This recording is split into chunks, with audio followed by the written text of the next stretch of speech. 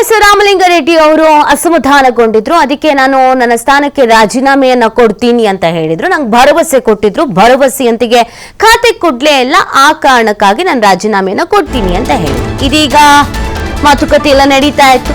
ರಾಜೀನಾಮೆ ಪಟ್ಟು ಸಡಿಲಿಸ್ತಾ ಇದ್ದಾರೆ ಸಚಿವ ರಾಮಲಿಂಗಾರೆಡ್ಡಿ ಅವರು. ಬೆಂಗಳೂರು ಉಸ್ತುವಾರಿಗಾಗಿ ರಾಮಲಿಂಗಾರೆಡ್ಡಿ ಹಠಕ್ಕೆ ಹಿಡಿದಿದ್ರು. ರಾಜೀನಾಮೆ ಹಿಂಪಡೆಯುವುದಕ್ಕೆ ಹೈಕಮಾಂಡ್ ಹೇಳಿದೆ.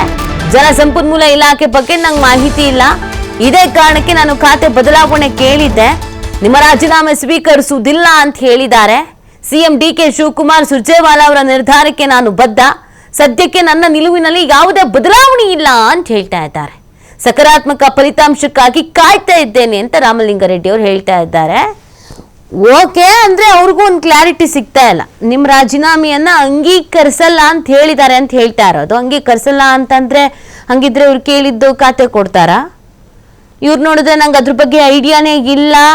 ಸಕಾರಾತ್ಮಕವಾದಂಥ ವಿಚಾರ ಫಲಿತಾಂಶ ಬರುತ್ತೆ, ಅದಕ್ಕೆ ಕಾಯ್ತಾ ಇದ್ದೀನಿ ಅಂತ ಹೇಳ್ತಾ ಇದ್ದಾರೆ. ಮಾಹಿತಿ ನೀಡ್ತಾರೆ ನಮ್ಮ ಪ್ರತಿನಿಧಿ ಶಿವು. ಈಗ್ಲೂ ಒಂದು ಕ್ಲಾರಿಟಿ ಇದ್ದಂಗಿಲ್ಲ. ರಾಜೀನಾಮೆ ಹಿಂಪಡೆಯೋದಕ್ಕೆ ಹೈಕಮಾಂಡ್ ಹೇಳಿದೆ ಅಂತ ಹೇಳ್ತಾ ಇದ್ದಾರೆ. ಸಕಾರಾತ್ಮಕ ಫಲಿತಾಂಶಕ್ಕೆ ಕಾಯ್ತಾ ಇದ್ದೀನಿ ಅಂತ ಹೇಳ್ತಾ ಇದ್ದಾರೆ. ಏನ್ ಮಾತುಕತೆ ನಡೀತು? ರಾಮಲಿಂಗಾರೆಡ್ಡಿ ಅವರ ಮನವೊಲಿಕೆ ಪ್ರಯತ್ನ ನಿನ್ನೆಯಿಂದಲೂ ಕೂಡ ನಿರಂತರವಾಗಿ ನಡೀತಾ ಇದೆ. ನಿನ್ನೆ ರಾತ್ರಿ ಸಿಎಂ ಡಿಕೆ ಶಿವಕುಮಾರ್ ಖಾಸಗಿ ಹೋಟೆಲ್ ನಲ್ಲಿ ರಾಮಲಿಂಗಾರೆಡ್ಡಿ ಅವರ ಜೊತೆ ಮಧ್ಯರಾತ್ರಿ 1:45 ಮಾತುಕತೆಯನ್ನ ಮಾಡಿದ್ದಾರೆ. ಅವರನ್ನ ಮನವೊಲಿಸುವಂತ ಒಂದು ಪ್ರಯತ್ನವನ್ನ ಮಾಡಿದ್ದಾರೆ. ಅದೇ ರಾಮಲಿಂಗಾರೆಡ್ಡಿ ಅವರು ಹಿಡಿದಾಟವನ್ನ ಬಿಡ್ತಾ ಇಲ್ಲ. ಆ ಕಡೆ ಹೈಕಮಾಂಡ್ ನಾಯಕರು ಬಿಗಿಪಟ್ಟನ್ನ ಸಡಿಲ ಮಾಡ್ತಾ ಇಲ್ಲ. ಅವರು ನಾವು ಕೊಟ್ಟ ಖಾತೆಯನ್ನ ನೀವು ತೆಗೆದುಕೊಳ್ಳಲೇಬೇಕು ಅನ್ನುವಂತ ಡಿಮ್ಯಾಂಡ್ ಮಾಡ್ತಾ ಇದ್ದಾರೆ. ನಾನು ನೀವು ಕೊಟ್ಟ ಖಾತೆಯನ್ನ ಪಡ್ಕೊಳ್ಳೋದಕ್ಕೆ ನಾನು ರೆಡಿ ಇಲ್ಲ ಅಂತೇಳಿ ರಾಮಲಿಂಗಾರೆಡ್ಡಿ ಅವರು ಕೂಡ ಸಂದೇಶವನ್ನ ಕೊಟ್ಟಿದ್ದಾರೆ. ಈ ವಿಚಾರವನ್ನ ಈಗಾಗಲೇ ಹೈಕಮಾಂಡ್ ನಾಯಕರ ಗಮನಕ್ಕೂ ಕೂಡ ಡಿಕೆ ಶಿವಕುಮಾರ್ ಬಳಿಗೆ ತಲುಪಿಸಿದ್ರು. ಅದರ ಹಿನ್ನೆಲೆಯಲ್ಲಿ ಸುರ್ಜೇವಾಲಾ ಅವರನ್ನ ಮನವೊಲಿಸುವಂತೆ ಅಲ್ಲಿಂದ ಮತ್ತೆ ಸಂದೇಶವನ್ನ ನೀಡಲಾಗಿತ್ತು. ಆ ಕಾರಣಕ್ಕೆ ತಾಜ್ಮೆಸ್ಟೇಟ್ ಹೋಟೆಲ್ಗೆ ರಾಮಲಿಂಗಾರೆಡ್ಡಿ ಅವರನ್ನ ಕರೆಸಿ ಅವರ ಜೊತೆ ಸುರ್ಜೇವಾಲಾ ಮಾತುಕತೆಯನ್ನು ನಡೆಸಿದ್ದಾರೆ. ಆದ್ರೆ ರಾಮಲಿಂಗಾರೆಡ್ಡಿ ಅವರು ಈ ಸಂದರ್ಭದಲ್ಲೂ ಕೂಡ ಬೆಂಗಳೂರು ಅಭಿವೃದ್ಧಿ ಖಾತೆಯ ಹೊರತು ನಾನು ಬೇರೆ ಖಾತೆಯನ್ನ ನಿರ್ವಹಣೆ ಮಾಡೋದಿಲ್ಲ, ನನಗೆ ಸಚಿವ ಸ್ಥಾನ ಬೇಡ ಅನ್ನುವಂತ ಪ್ರಬಲವಾದಂತ ವಾದವನ್ನ ಮಂಡನೆ ಮಾಡಿದ್ದಾರೆ.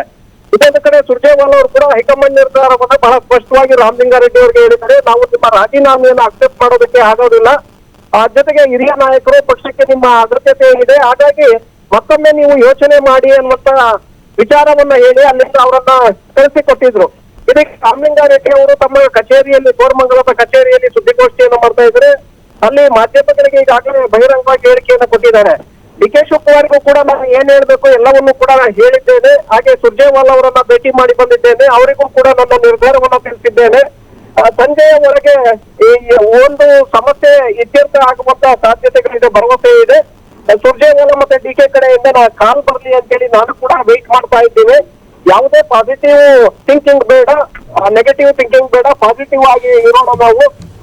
ನನಗೆ ಭರವಸೆ ಇದೆ ಸಂಜೆಯೊಳಗೆ ಅವರು ಒಂದು ನಿರ್ಧಾರವನ್ನ ತಿಳಿಸುವಂತ ಸಾಧ್ಯತೆಗಳಿದೆ. ನಾನು ನೀರಾವರಿ ಇಲಾಖೆ ಕೊಟ್ಟು